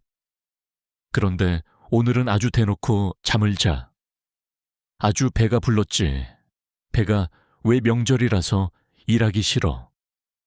그렇게 당신이 맨날 끄웨나 부리면서 대충대충 사니까 평생 고생만 하던 마누라는 암에 걸려 일찍 죽고 하나밖에 없는 아들놈은 과로로 골병들어 되져버리고 멀쩡히 살아있는 딸녀는 자기 아버지 꼴도 보기 싫다고 외국으로 내빼버렸지. 안 그래? 어차피 당신 이제 찾아올 자식 새끼 하나 없는데 앞으로 여기서 잘리면 아주 볼만하겠어. 찾아오는 사람 하나 없이 독거노인으로 외롭게 살다가 쓸쓸하게 죽어나가겠네. 그러니까 당신 그런 꼴 당하고 싶지 않으면 앞으로 일 똑바로 해, 알겠어. 아주 그냥 확 잘라버리기 전에 말이야. 그놈은 이제 저희 시아버지의 낡은 경비원 모자를 손으로 벗기더니 그 모자로 시아버지의 머리를 사정없이 툭툭 밀치기까지 했습니다. 시아버지는 그 모욕적인 행동에도 아무런 저항도 하지 못한 채 그저 죄송합니다. 죄송합니다라는 말만 힘없이 반복하고 계셨습니다. 시아버지께서 이 공장에 워낙 오래 다니셨던 터라 시댁의 가슴 아픈 가정사를 공장 사람들도 속속들이 알고 있는 모양이었습니다. 그놈의 충격적인 말과 행동을 더 이상 지켜보고만 있을 수 없었습니다. 저는 주민이에게 주민아, 너 여기 차 안에 꼼짝 말고 가만히 있어. 엄마가 할아버지 좀 잠깐 돕고 올게 라고 신신당부를 한 뒤 채서 내려 그놈을 향해 쏜살같이 돌진했습니다. 여전히 휴대폰 카메라는 그놈의 만행을 빠짐없이 담아내고 있었죠. 저기요, 지금 여기서 뭐 하시는 거예요? 제 고함 소리에 그놈은 깜짝 놀라 저를 돌아보았습니다. 갑자기 등장한 저를 위아래로 훑어보며 아니 꼽다는 듯이 물었습니다. 당신은 또 뭐야? 저는 잔뜩 화가 나 씩씩거리며 그놈에게 소리쳤습니다. 저요, 여기 이분 따님 되는데요. 아니, 아무리 그래도 그렇지 어떻게 연세 드신 분한테 그런 심한 막말을 하고 함부로 몸에 손까지 댈 수가 있어요. 제 말에 그놈은 그제야 조금 당황한 듯한 표정을 짓더군요. 난 딸이요. 아니, 잘못은 김씨, 이 아저씨가 먼저 했어요. 경비가 돼서 직원이 들어오면 인사를 똑바로 해야지 인사하기는커녕 책상에 엎드려서 자고 있었으니까 내가 그런 거 아닙니까? 저희 아버지가 몸이 너무 안 좋으셨다고 방금 사과까지 하셨잖아요. 사람이 살다 보면 아플 수도 있는 거지. 그거 하나 이해 못 해주고 이렇게 사람을 모욕하고 망신을 줘야 직성이 풀리세요. 그리고 따지고 보면 경비원이 여기 공장 재산 지키는 사람이지 사람들한테 인사하는 사람이에요. 그렇게 굽실거리면서 인사받고 싶으면 저기 길거리에 세워놓은 풍선 인형 앞에 가서 어슬렁거리시든가요. 계속되는 소란에 공장 안에 있던 다른 직원들이 하나둘씩 호기심 어린 표정으로 우리 주위에 모여들기 시작했습니다. 저는 그들 중 비교적 젊어 보이는 여자 직원 한 명을 콕 집어 물었습니다. 저기요, 혹시 저 사람 직급이 어떻게 되는지 아세요? 그 여직원은 잠시 머뭇거리더니 조심스럽게 대답했습니다. 네, 김민수 과장님인데요. 과장이요? 기가 차네요. 정말 회사 대표라도 되는 줄 알았네. 과장 따위가 어디서 함부로 사람을 자르네마네 하고 난리예요. 그리고 저기요, 제가 하나만 더 여쭈어 볼게요. 솔직하게 말씀해 주세요. 여기 계신 이분, 저희 아버지 평소에 어떤 분이신가요? 저 사람 말대로 저희 아버지가 정말 평소에도 행실이 그렇게 안 좋으셨어요. 제 질문에 그 여직원은 잠시 망설이는가 싶더니 이내 머리를 긁적이며 또박또박 대답했습니다. 아니요, 저희 경비 아저씨 엄청 좋으신 분이세요. 항상 출퇴근할 때마다 먼저 웃으면서 인사도 잘 해주시고 저번에 비 올 때는 저한테 당신 쓰시던 우산도 선뜻 빌려주신 분인걸요. 저희 공장 사람들 다들 아저씨 좋아해요. 저 김 과장이라는 사람만 유독 아저씨를 못살게 굴어서 다들 뒤에서 욕하고 그랬어요. 그녀의 말이 끝나자마자 주위에 있던 다른 직원들도 너도 나도 시아버지의 편을 들며 김 과장을 비난하기 시작했습니다. 그들의 말을 종합해보니 김 과장이라는 그 작자는 평소에도 여러모로 공장 내에서 평판이 좋지 않고 문제가 많은 사람이었던 모양입니다. 하지만 직원들의 빗발치는 핀잔과 증언에도 불구하고 김 과장은 오히려 더욱더 뻔뻔하게 나왔습니다. 당신들이 뭘 알아요? 부장님도 아무것도 모르시면서 저 김씨 완전 이중인격자라고요. 다른 사람들 앞에서는 착한 척하고 저하고 단둘이 있을 때는 안 그런다니까요. 그는 끝까지 자신의 잘못을 인정하지 않고 오히려 시아버지에게 모든 책임을 떠넘기려 했습니다. 저는 이놈은 정말 구제불능이구나 싶어 준비해둔 최후의 카드를 꺼내 들었습니다. 진짜 이 사람 답이 없네. 아무리 그래도 곧 이른을 바라보시는 어르신한테 그런 천인공노할 막말을 하고 머리를 함부로 밀친 행동이 정말 정당하다고 생각해요. 당신 딱 기다려요. 당신이 오늘 우리 아버지한테 한 그 모든 추악한 행동들, 내가 이 휴대폰으로 처음부터 끝까지 전부 동영상으로 똑똑히 찍어놨으니까. 뭐요? 그걸로 뭘 어쩔 건데요. 당신이 뭔데 나한테 이래라 저래라야. 김 과장은 당황한 기색이 역력했지만 여전히 큰 소리를 쳤습니다. 저는 그의 눈을 똑바로 쳐다보며 차갑게 말했습니다. 나요, 이분 외아들의 아내이자 대한민국 기자입니다. 똑똑히 보이시죠? 저는 안주머니에서 명함을 꺼내 그놈의 얼굴 앞에 내밀었습니다.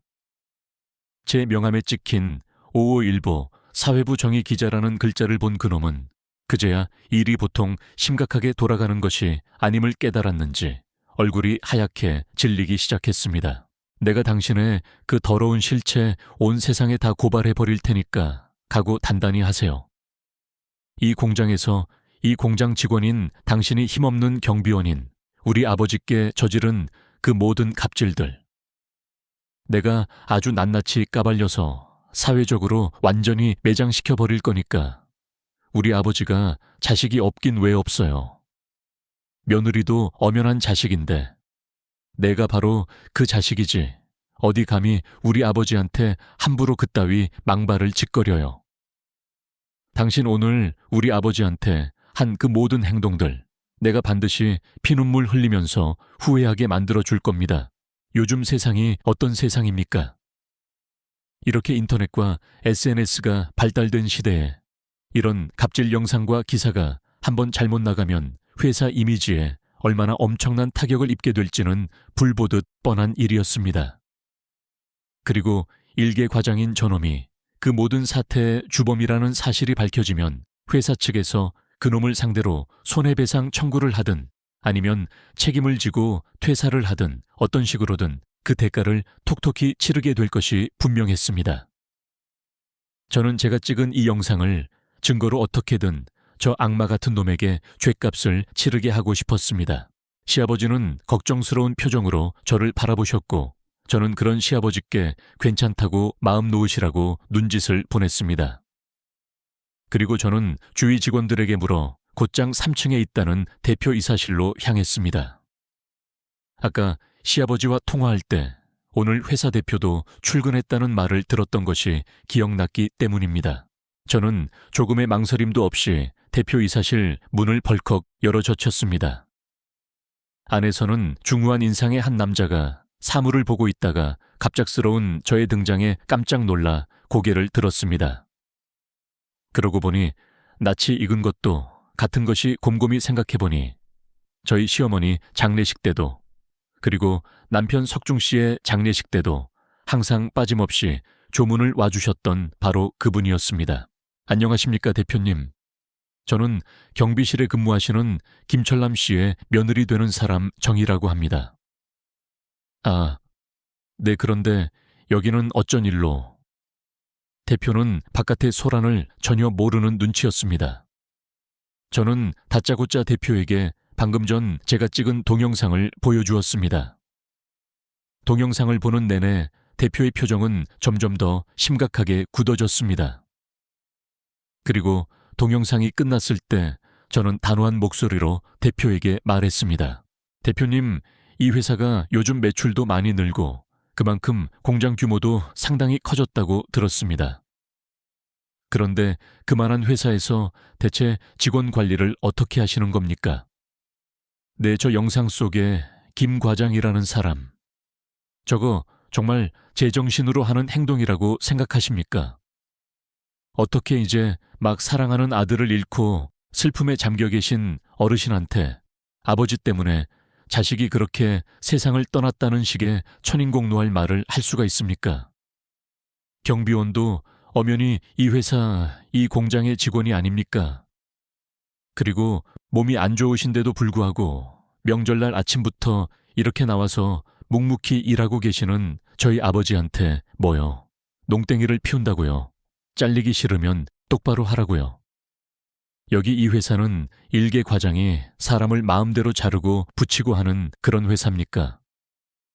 직원 교육을 대체 어떻게 시키셨기에 저런 괴물 같은 인간이 버젓이 완장차고 돌아다니는 겁니까? 이게 이 회사에서 시키는 인성교육입니까? 이게 대표님께서 지향하시는 회사 직원의 바람직한 모습인가요? 저 기자입니다. 만약 대표님의 마인드가 정말 저 영상 속 김 과장과 별반 다르지 않은 것이라면 저 오늘 있었던 이 모든 일들 있는 그대로 솔직하게 기사 작성해서 저 영상이랑 같이 인터넷에 올릴 겁니다. 그때 가서 회사 이미지 타격이 어떻고 매출이 어떻고 저한테 하소연하실 생각은 꿈에도 하지 마십시오. 제 기세등등한 일갈에 대표는 굉장히 난처하고 당황한 표정을 지었습니다. 그리고 그는 자리에서 일어나 제게 연신 고개를 숙이며 정중하게 사과를 하더군요. 기자님, 정말 죄송합니다. 그리고 아버님께도 면목이 없습니다. 무슨 오해가 있으셨던 것 같습니다만 우선 제가 이렇게 사죄의 말씀을 먼저 드리겠습니다. 사실 저 김 과장이라는 직원이 공장 내에서도 이런저런 사고도 많이 치고 다른 직원들과의 관계도 원만하지 않아서 여러모로 저희 회사에서도 골칫덩어리였던 직원입니다. 이 공장에서 그래도 10년 넘게 일한 직원이라 차마 함부로 자르지도 못하고 계속 두고 보고 있었는데 이 사람이 이 정도로까지 아나무인인 줄은 미처 몰랐습니다. 이 직원은 제가 오늘부로 당장 해고 조치하도록 하겠습니다. 그리고 기자님 명함 한 장 주시면 일이 마무리되는 대로 제가 직접 다시 연락드리겠습니다. 마음 상하게 해드려서 다시 한번 정말 죄송합니다. 그 대표는 진심으로 제게 머리 숙여 사과를 했습니다. 그리고 이어진 대표의 행동에 저는 다시 한번 무척 놀라고 말았습니다. 왜 시아버지가 그토록 오랫동안 이 공장에서 묵묵히 일을 하셨었는지 그 이유를 조금이나마 알 수 있을 것 같은 장면이었습니다. 대표는 제게 정중하게 잠시만 따라와 달라고 부탁하더니 계단을 내려가 다시 바깥 경비실 앞에 힘없이 서 계시던 시아버지에게로 향했습니다. 아이고, 대표님께서 여기까지 어쩐 일로? 시아버지는 갑작스러운 대표의 등장에 당황하며 어쩔 줄 몰라 하셨습니다. 그리고 대표는 저희 시아버지에게 허리를 거의 90도 가까이 숙이며 큰 소리로 사과를 했습니다. 아저씨, 정말 죄송합니다. 제가 직원을 잘못 관리한 탓에 아저씨께 이런 심려를 끼쳐드렸습니다. 그동안 김 과장, 저 사람이 아저씨께 이렇게 함부로 대했던 적이 한두 번이 아니었다면서요. 왜 저한테 단 한 번도 그런 말씀을 안 하셨습니까? 시아버지는 당황한 표정으로 그런 대표를 만류하며 말씀하셨습니다. 아이고 대표님, 이러지 마십시오.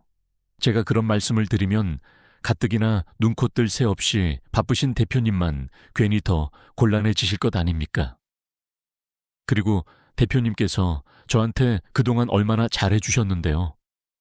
직접 저를 이 공장에 채용해 주시고 명절이나 분기별로 잊지 않고 보너스도 챙겨주시고 저희 애들 결혼할 때도 직접 오셔서 축의금 두둑이 내주시고 저희 집안 조사에는 단 한 번도 빠짐없이 직접 찾아와 주시지 않으셨습니까? 그런 대표님 회사에 제가 괜한 분란을 일으키고 싶지 않았습니다.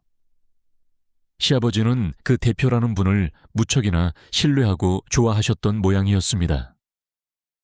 시아버지의 말씀을 들어보니 과연 그럴 만도 하다는 생각이 들었습니다.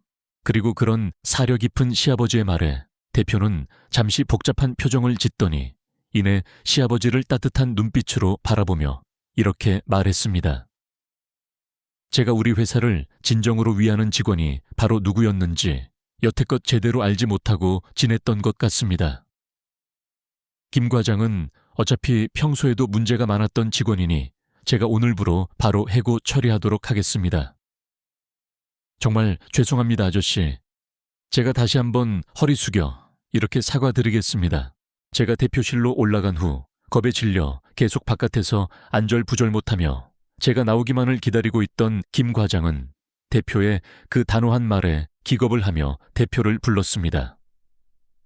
대표님, 제가 이 회사에 무려 10년이나 몸을 담았는데 어떻게 그런 저를 이렇게 하루아침에 자르실 수가 있습니까? 저기 기자님, 제가 정말 잘못했습니다. 기자님 아버님께 제가 너무 무례했습니다. 제발 저희 대표님 좀 설득시켜 주세요. 김씨, 아니 아저씨, 아니 선생님, 제가 정말 너무 융통성이 없었던 것 같습니다. 그 모자로 차라리 제 머리를 아예 그냥 냅다 후려치십시오. 저 같은 놈은 100번 맞아도 쌉니다. 그러니까 제발 따님하고 대표님한테 뭐라고 말씀 좀 해주십시오. 네, 그놈은 대표가 자신의 말을 전혀 들어주지 않자 이제는 저와 시아버지에게까지 악어의 눈물을 보이며 애걸복걸 매달렸습니다. 하지만 시아버지와 대표는 그놈을 싸늘하게 무시했고 다른 직원들은 그런 그놈을 보며 수군댈 뿐 아무도 그놈의 편을 들어주러 나서는 이가 없었습니다. 그리고 저는 그놈에게 차갑게 딱 한마디를 남겼습니다. 인생은 실전이야, 이 자식아. 이후 대표는 제게 얼른 시아버지를 모시고 병원부터 가보라고 말했습니다. 시아버지의 옷은 한겨울임에도 불구하고 식은땀으로 흥건하게 젖어 있었기 때문입니다. 저는 대표에게 정중하게 인사를 한 후 시아버지를 부축하여 곧장 가까운 병원 응급실로 향했습니다. 응급실에 도착해서 열을 재보니 시아버지의 천은 거의 39도에 가까울 정도로 매우 높았습니다. 엄마, 할아버지 괜찮으실까? 혹시 할아버지도 할머니나 아빠처럼 큰 병에 걸리신 건 아니겠지? 주민이는 먼저 세상을 떠난 시어머니와 남편을 떠올렸는지 잔뜩 겁먹은 목소리로 제게 묻더군요. 저는 그런 아들을 품에 꼭 안아주며 안심시켰습니다. 아니야, 우리 주민아. 의사 선생님께서 그냥 단순한 감기 몸살이시라고 하셨어. 그러니까 너무 걱정하지 마. 우리 주민이가 할아버지 빨리 나으시라고 할아버지 손 꼭 잡아드리면서 할아버지 빨리 나으세요 하고 말씀드려보자. 그럼 할아버지가 금방 힘내실 거야. 이것저것 검사를 받고 약을 처방받고 나온 저는 시아버지를 시댁까지 안전하게 모셔다 드렸습니다. 뭐가 그렇게 미안하고 면목이 없으신 건지 시아버지는 차 안에서 연신 제게 미안하다, 애미야, 못난 아비 때문에 네가 고생이 많다라는 말만 되풀이하셨습니다. 저는 그런 시아버지를 방 안침대에 조심스럽게 눕혀드리며 시아버지의 거친 손을 잡고 말했습니다. 아버님 앞으로 어디가 아프시거나 무슨 일 있으시면 무조건 저한테 제일 먼저 전화하세요. 저도 아버님 자식이잖아요. 한 이틀 정도 푹 쉬시면 괜찮아질 거라고 병원에서 말씀하셨으니까 아무것도 하지 마시고 누워서 푹 쉬세요. 대표님께서도 모레까지 푹 쉬시라고 특별히 휴가 주셨으니까요. 아셨죠? 제가 따뜻한 죽 끓여놓고 갈 테니까 이따가 일어나셔서 죽 꼭 챙겨 드시고요. 제가 아까 싸온 명절 음식 도시락은 내일 저랑 같이 먹어요. 내일 저 주민이랑 또 올게요. 저는 시아버지가 약을 드시고 곤히 잠드시는 모습까지 지켜본 후에야 아들 주민이를 데리고 시댁에서 조용히 나왔습니다. 시댁 현관문을 나설 때 거실 탁자 위에 저희 부부의 낡은 결혼식 앨범이 펼쳐져 있는 것을 보았습니다. 아마도 혼자 남겨진 이 텅 빈 집에서 행복했던 지난 날들을 홀로 추억하며 그 앨범을 하염없이 바라보고 계셨을 시아버지를 생각하니 마음 한구석이 아려오면서 자꾸만 눈물이 나오려는 것을 겨우 참았습니다. 그날 저는 결심했습니다.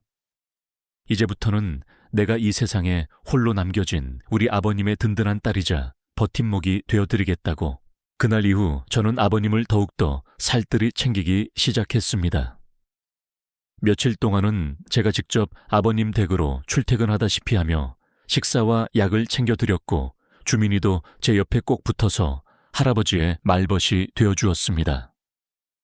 다행히 아버님은 단순한 몸살 감기셨는지 며칠 푹 쉬시고 나니 금세 기력을 회복하셨습니다.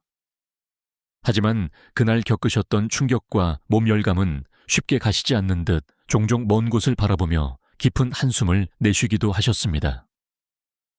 저는 그럴 때마다 아무 말 없이 아버님의 손을 잡아드리거나 주민이의 재롱으로 분위기를 환기시키려 노력했습니다. 친정 부모님께 그날 공장에서 있었던 자초지종을 전부 설명드리자 두 분은 분노하시면서도 한편으로는 제 행동을 대견해 하셨습니다. 우리 딸 시집 가서도 할 말 다 하고 사는구나. 잘했다. 아무리 그래도 어른한테 그런 식으로 막 대하는 건 버르장머리 없는 놈이지. 네가 나서서 바로잡았으니 얼마나 다행이냐. 엄마는 제 어깨를 두드리며 칭찬해 주셨고 아빠는 김서방 살아있었으면 정말 좋아했을 텐데. 아무튼 이제부터라도 내 시아버님 네가 더 잘 챙겨드려라. 자식이라고는 이제 너랑 주민이밖에 없지 않니? 라며 제 마음을 헤아려 주셨습니다. 그날의 일을 계기로 저는 한 가지 중요한 결심을 하게 되었습니다. 앞으로 다가올 명절에는 설령 친정 식구들과의 약속이 있더라도 반드시 주민이를 데리고 아버님 댁으로 가기로 한 것입니다. 어차피 저희 친정은 명절 전날부터 오빠 내외와 새언니들이 모두 와서 북적였고 명절 당일에는 각자의 시댁으로 흩어지기 때문에 오히려 조용해지는 편이었습니다. 하지만 아버님께는 이제 정말로 저와 주민이밖에 남지 않았다는 생각이 들자 그 넓고 텅 빈 집에서 홀로 명절을 보내실 아버님을 생각하니 도저히 마음이 편치 않았습니다. 부모님도 제 결정에 잘 생각했다며 지지해 주셨습니다. 딸 자식 하나 우리가 참 바르게 잘 키웠다며 오히려 저를 자랑스러워 하셨죠. 김 과장이 해고된 후 아버님의 직장 생활은 이전보다 훨씬 편안해지신 듯 했습니다. 공장 대표님은 그 일 이후로 아버님을 더욱 각별히 챙겨주셨고 다른 직원들 또한 아버님을 존경하고 따르는 분위기가 형성되었다고 합니다. 대표님은 가끔 제 안부를 물으시며 정 기자님 같은 든든한 며느리를 두셔서 아버님은 참 좋으시겠다라는 농담을 건네기도 하신다며 아버님은 오랜만에 환한 웃음을 보이셨습니다. 그 모습을 보니 제 마음도 한결 가벼워지는 것 같았습니다. 하지만 제 마음 한구석에는 여전히 풀리지 않는 숙제가 남아 있었습니다. 바로 캐나다에 있는 시누이 원주와의 관계였습니다. 아버님이 조금씩 안정을 되찾아 가시는 모습을 보면서 저는 이제 원주에 얼어붙은 마음을 녹일 차례라는 생각이 들었습니다. 쉽지 않을 것이라는 것을 알았지만 이대로 두 사람의 관계가 영영 단절되도록 내버려 둘 수는 없었습니다. 그것은 하늘에 있는 시어머니와 남편 석중 씨도 바라는 바가 아닐 것이라고 믿었습니다. 저는 그날부터 거의 매일같이 캐나다로 국제 전화를 걸기 시작했습니다. 처음 몇 번은 원주가 제 전화를 받지 않거나 받더라도 짧은 안부만 묻고는 서둘러 끊으려고 했습니다. 하지만 저는 포기하지 않고 꾸준히 전화를 걸어 원주의 일상을 묻고 주민이의 소식을 전하며 조금씩 대화의 물꼬를 트기 시작했습니다. 그리고 조심스럽게 아주 천천히 아버님에 대한 이야기를 꺼내기 시작했습니다. 아가씨 아버님, 요즘 많이 편찮으셨어요. 그날 설날에도 혼자 공장에 나가셨다가 몸살이 심하게 나셔서 제가 모시고 병원 다녀왔잖아요. 그런데 사실 그날 아버님께 정말 속상하고 억울한 일이 있었어요. 저는 그날 공장에서 있었던 일, 김 과장의 만행과 아버님이 당하셨던 수모, 그리고 제가 그 모든 것을 어떻게 해결했는지에 대해 차분하지만 상세하게 이야기해 주었습니다. 제 이야기가 길어질수록 수학이 넘어 원주의 숨소리가 점점 더 거칠어지는 것을 느낄 수 있었습니다. 모든 이야기가 끝났을 때 원주는 한동안 아무 말도 하지 못했습니다. 그리고 잠시 후 그녀는 더 이상 참지 못하고 어린아이처럼 흐느끼기 시작했습니다. 새언니, 우리 아빠가 그런 몹쓸 인간한테 그런 험한 말까지 들어가면서 내가 없어서 우리 아빠가 그런 꼴을 당하신 거야. 다 나 때문이야. 흐엉엉. 원주는 그동안 억눌러왔던 감정을 한꺼번에 터뜨리듯 한참 동안 서럽게 울었습니다. 그녀의 울음 속에는 아버지에 대한 미안함과 죄책감, 그리고 자신을 대신해 아버지를 지켜준 저에 대한 고마움이 뒤섞여 있는 듯 했습니다. 새언니, 정말 고마워요. 정말 고마워요.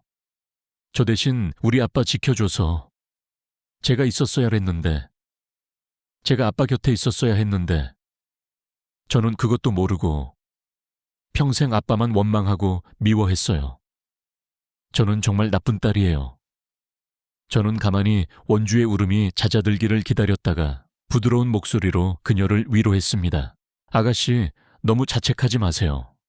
아가씨 마음 저도 충분히 이해해요. 어머님에 대한 사랑이 너무나도 컸기에 그만큼 아버님에 대한 원망도 깊었던 거잖아요. 하지만 아가씨, 이제는 그 원망을 조금 내려놓고 아버님의 진심을 한번 바라봐주면 안 될까요?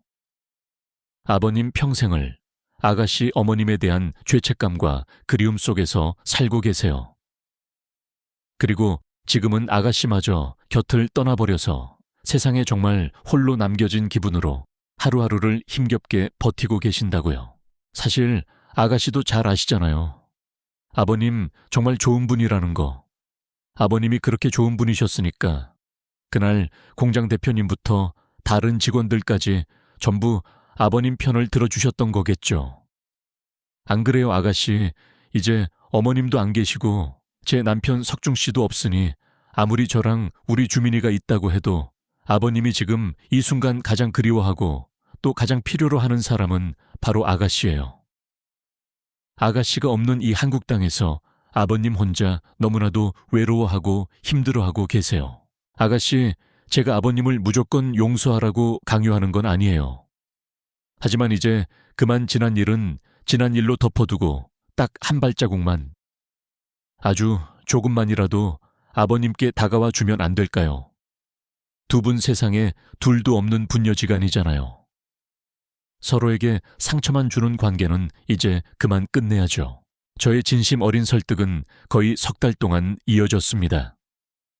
매일같이 전화를 걸어 아버님의 소식을 전하고 원주의 이야기를 들어주며 조금씩 그녀의 마음의 벽을 허물어 갔습니다.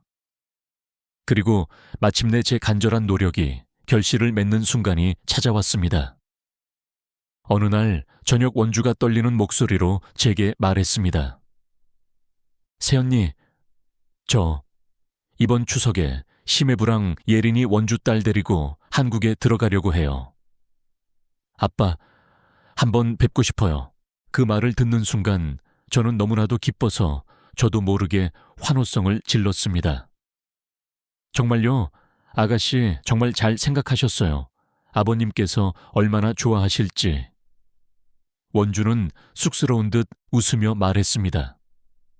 아직 아빠한테는 비밀로 해주세요. 갑자기 나타나서 깜짝 놀라게 해드리고 싶어요. 새언니, 그동안 정말 고마웠어요. 새언니 아니었으면 저는 아마 평생 아빠를 용서하지 못하고 후회 속에서 살았을 거예요. 고맙긴요, 아가씨. 저와 아버님 그리고 하늘에 계신 어머님과 석중 씨를 위해서라도 아가씨가 꼭 하셔야 할 일이었는데요. 뭘? 우리는 한참 동안 그렇게 서로에게 고마움을 전하며 웃고 울었습니다. 그날부터 저는 다가올 추석을 손꼽아 기다리며 하루하루를 설렘 속에서 보냈습니다. 아버님께는 원주가 온다는 사실을 아직 비밀로 하고 그저 이번 추석에는 제가 맛있는 거 많이 해드릴 테니까 아무데도 가지 마시고 집에서 저랑 주민이랑 같이 보내셔야 해요 라고만 말씀드렸습니다. 아버님은 그런 저를 보며 우리 며느래기가 있어서 내가 이 늙은 나이에도 호강을 하는구나. 알겠다, 알겠어. 추석에는 아무데도 안 가고 우리 며느리랑 손주랑 집에서 맛있는 거나 실컷 먹어야겠다.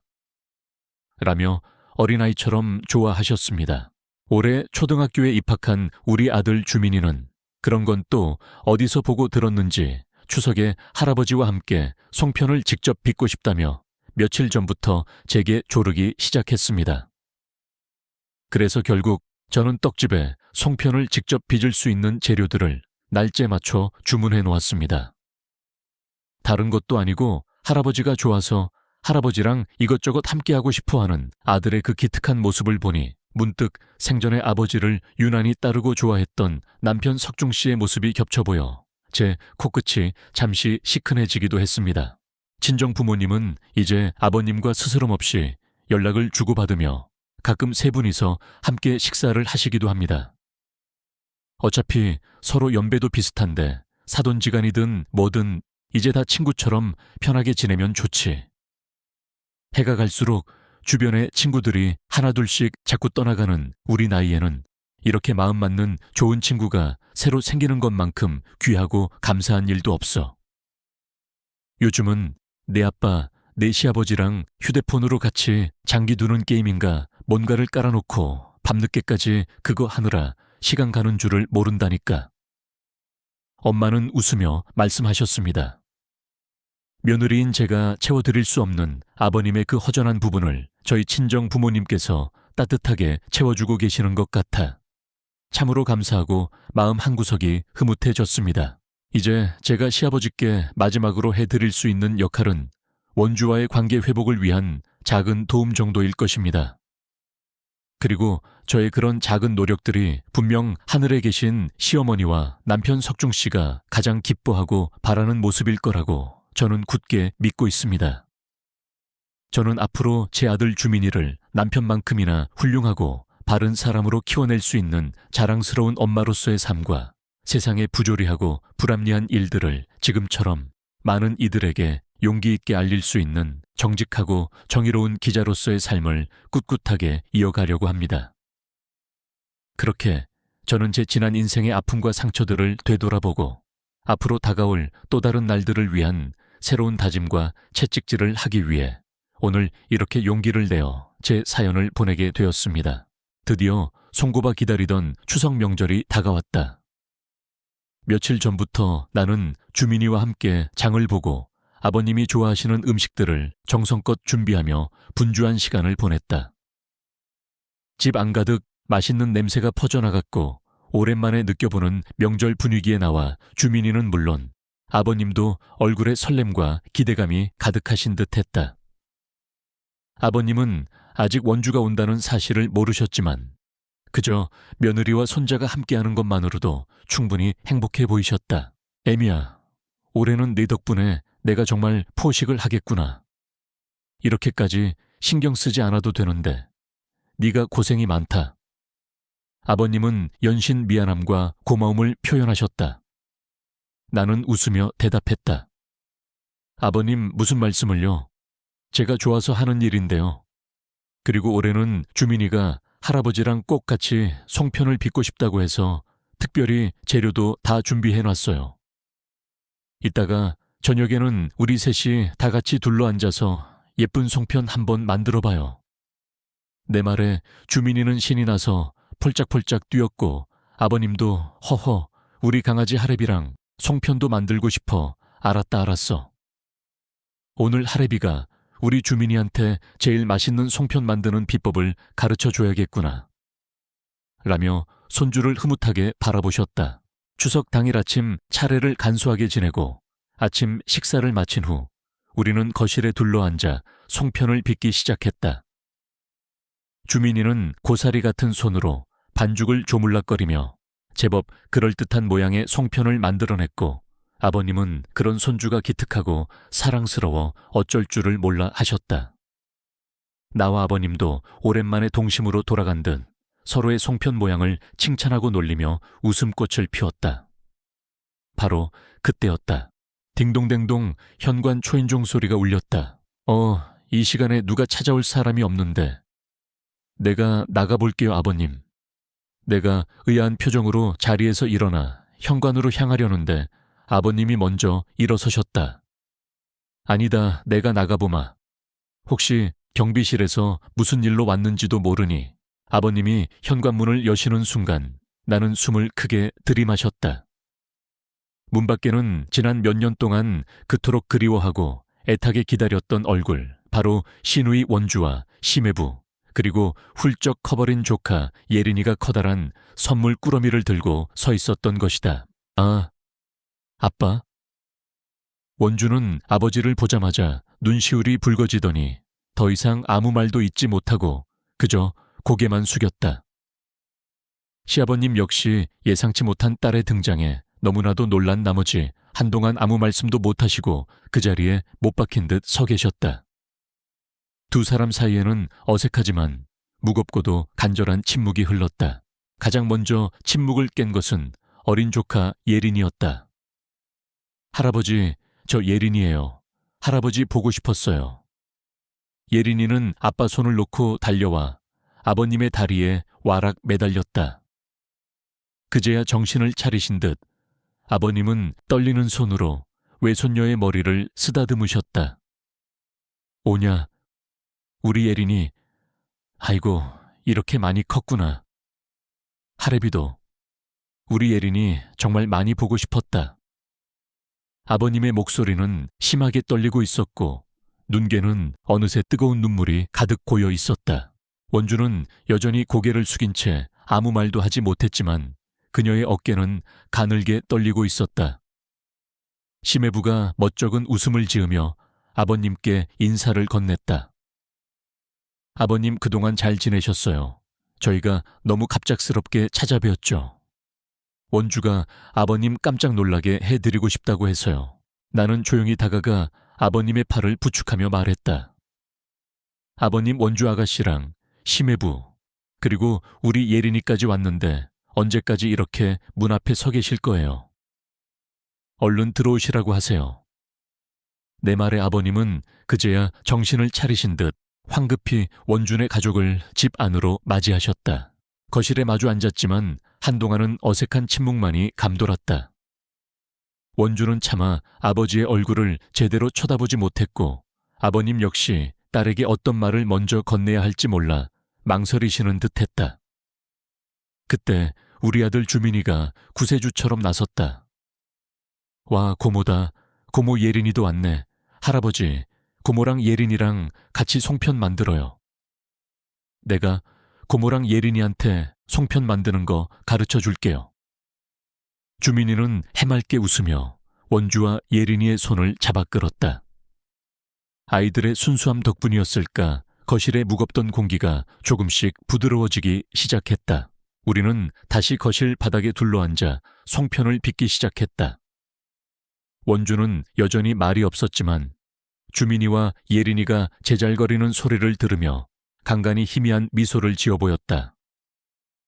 아버님도 그런 딸의 모습을 물끄러미 바라보시며 예전처럼 편안하게 말을 건네지는 못하셨지만 그 눈빛에는 딸을 향한 깊은 애정과 그리움이 가득 담겨 있는 듯했다. 나는 그 두 사람의 모습을 조용히 지켜보며 하늘에 있는 시어머니와 남편 석중 씨도 지금 이 순간 우리와 함께 기뻐하고 있으리라고 생각했다. 함께 빚은 송편을 쪄서 나누어 먹고 준비해둔 명절 음식을 함께 먹으며 못다한 이야기들을 나누었다. 원주는 캐나다에서의 생활에 대해 간간히 이야기를 했고 아버님은 조용히 고개를 끄덕이며 딸의 이야기를 들어주셨다. 아직은 서로에게 조심스럽고 어색한 부분들이 남아있었지만 분명한 것은 두 사람의 마음속에 자리 잡고 있던 원망과 미움의 얼음벽이 아주 조금씩 녹아내리고 있다는 것이었다. 나는 그것만으로도 충분히 감사하고 행복했다. 어느덧 저녁이 되었고 친정 부모님께서도 아버님께 인사를 드리러 잠시 들르셨다.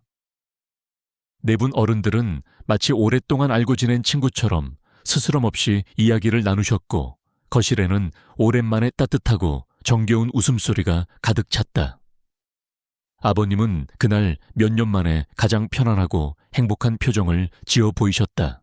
그렇게 꿈만 같았던 추석 연휴가 지나고 원준의 가족은 다시 캐나다로 돌아갈 채비를 했다. 떠나기 전날 밤 원준은 내 손을 잡고 진심으로 고마움을 전했다. 새언니, 정말 고마워요. 새언니 아니었으면 저는 아마 평생 아빠를 제대로 보지 못하고 살았을지도 몰라요. 아직 아빠를 완전히 용서한 건 아니지만 그래도 예전처럼 미워하는 마음은 많이 사라진 것 같아요. 앞으로는 자주 연락드리고 예린이 커가는 모습도 자주 보여드릴게요. 나는 원주의 두 손을 꼭 잡아주며 말했다. 아가씨 돌아가서도 늘 건강하고 행복해야 해요. 그리고 아버님 너무 걱정하지 마세요. 제가 아버님 곁에서 잘 모실 테니까요. 공항에서 원준의 가족을 배웅하던 날 아버님은 떠나는 딸의 손을 한참 동안 놓지 못하셨다. 그리고 아주 작은 목소리로 하지만 분명하게 말씀하셨다. 원주야, 아빠가 정말 미안했다. 그리고 사랑한다, 내 딸. 그 말을 듣는 순간 원주의 눈에서 뜨거운 눈물이 주르륵 흘러내렸다. 그녀는 아무 말 없이 아버지의 품에 와락 안겼고 두 사람은 한참 동안 그렇게 서로를 부둥켜 안고 있었다. 그 모습을 지켜보던 나의 눈가에도 어느새 뜨거운 눈물이 흘러내리고 있었다. 그것은 슬픔의 눈물이 아닌 감격과 희망의 눈물이었다. 비록 완전한 화해는 이르지 못했을지라도 나는 그날 두 사람의 모습에서 새로운 시작의 가능성을 보았다. 이제 저의 사연은 이것으로 마무리하려고 합니다. 돌이켜보면 제 인생은 참으로 많은 우여곡절과 아픔으로 가득했지만 그 속에서도 저는 늘 희망을 잃지 않으려 노력했습니다. 그리고 그럴 때마다 제 곁에는 저를 아끼고 사랑해주는 좋은 사람들이 함께 있었습니다.